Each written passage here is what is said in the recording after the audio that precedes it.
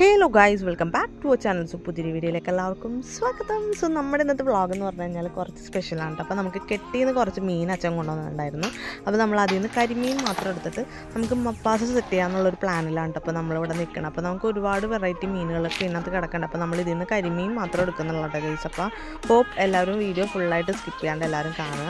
അതുപോലെ തന്നെ ചാനൽ ആരും സബ്സ്ക്രൈബ് ചെയ്തിട്ടില്ലെങ്കിൽ ജസ്റ്റ് ഒന്ന് സബ്സ്ക്രൈബ് ചെയ്യുക. സബ്സ്ക്രൈബ് ചെയ്യുമ്പോൾ തൊട്ടടുത്തുള്ള ബെല്ലൈക്കൺ കൂടി ജസ്റ്റ് ഒന്ന് എനേബിൾ ചെയ്തിട്ടാലേ ഞാൻ ഇടുന്ന വീഡിയോയുടെ നോട്ടിഫിക്കേഷൻ നിങ്ങൾക്ക് അപ്ഡേറ്റ് ആയിട്ട് ലഭിക്കുള്ളൂ.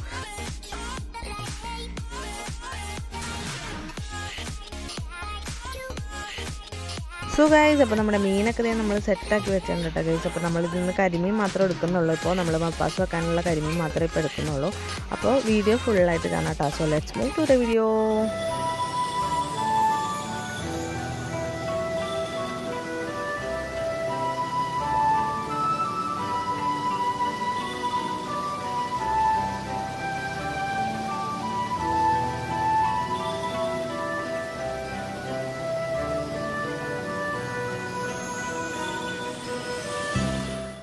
ഗൈസ്, അപ്പോൾ നമ്മൾ ആദ്യം തന്നെ നമ്മുടെ മീനൊക്കെ ഇതേ വരഞ്ഞ് വെച്ചിട്ടുണ്ട്. അപ്പോൾ അതിനകത്തേക്ക് നമ്മൾ കുറച്ച് മുളക് പൊടി, പിന്നെ മഞ്ഞൾപ്പൊടി, പിന്നെ കുറച്ച് കുരുമുളകും, പിന്നെ നമ്മൾ ഒത്തിരി ഉപ്പും കൂടെ ഇട്ടിട്ട് നല്ല രീതിയിൽ നമ്മൾ മിക്സ് ചെയ്ത് വെച്ചിട്ടുണ്ട് കേട്ടോ. അപ്പോൾ ഞാനൊരു ഹാഫ് ആൻ അവർ ഇത് ഫ്രിഡ്ജിൽ വെച്ചിട്ടുണ്ടായിരുന്നു.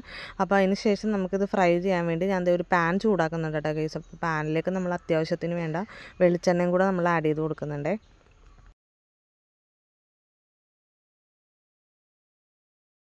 ഗൈസ്, അപ്പോൾ നമ്മുടെ വെളിച്ചെണ്ണയൊക്കെ അത്യാവശ്യം ചൂടായിട്ടുണ്ട്. അപ്പോൾ നമ്മുടെ കരിമീൻ ഞാൻ അതിനകത്തേക്ക് ഇട്ട് കൊടുക്കുന്നുണ്ട്. അപ്പോൾ നമുക്ക് ഭയങ്കരമായിട്ട് ഡീപ്പായിട്ടൊന്ന് ഫ്രൈ ചെയ്യേണ്ട, നമുക്ക് ജസ്റ്റ് ഒന്ന് വെറുതെ ഒന്ന് ഫ്രൈ ചെയ്താൽ മതി.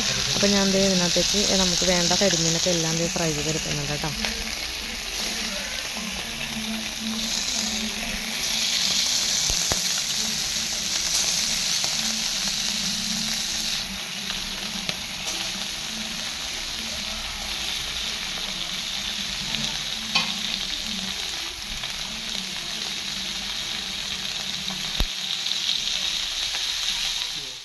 സോ ഗൈസ്, അപ്പോൾ നമ്മളതേ ഫിഷൊക്കെ നമ്മൾ ഈ ഒരു മൈൽഡായിട്ടാണ് നമ്മൾ ഫ്രൈ ചെയ്തെടുത്തത്.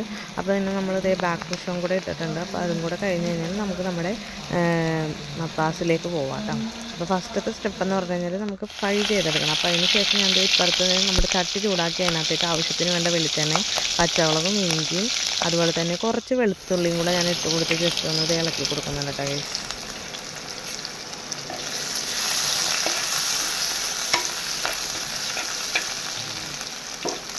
അത് കഴിഞ്ഞ് നമ്മൾ ആവശ്യത്തിന് ഇതേ സവാള അതിനകത്തേക്ക് ഇട്ട് കൊടുക്കുന്നുണ്ട്.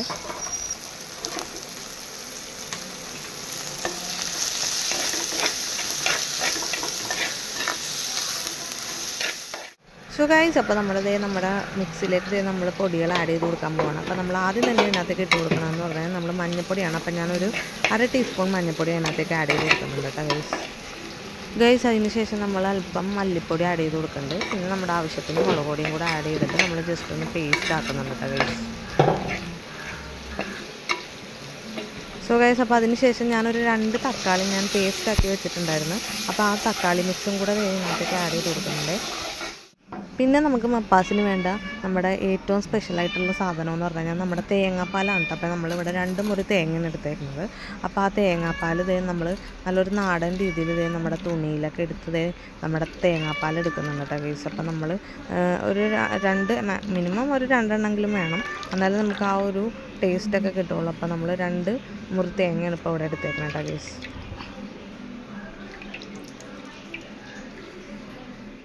സോ ഗൈസ്, അപ്പോൾ നമ്മുടെ മസാല മിക്സിയിലേക്ക് നമ്മൾ വറുത്ത് വെച്ചിരിക്കുന്ന നമ്മുടെ കരിമീൻ അതിനകത്തേക്ക് ഇട്ട് കൊടുക്കുന്നുണ്ട്. അപ്പോൾ നമ്മുടെ ഓൾറെഡി നമ്മുടെ ഗ്രേവിയൊക്കെ നല്ലോണം തിളച്ചുകൊണ്ടിരിക്കുന്നുണ്ട്. അപ്പോൾ നമ്മളിത് അതിനകത്തേക്ക് നമ്മൾ വറുത്ത് വെച്ചിരിക്കുന്ന കരിമീൻ ഇട്ട് കൊടുക്കുന്നുണ്ട് ഗൈസ്.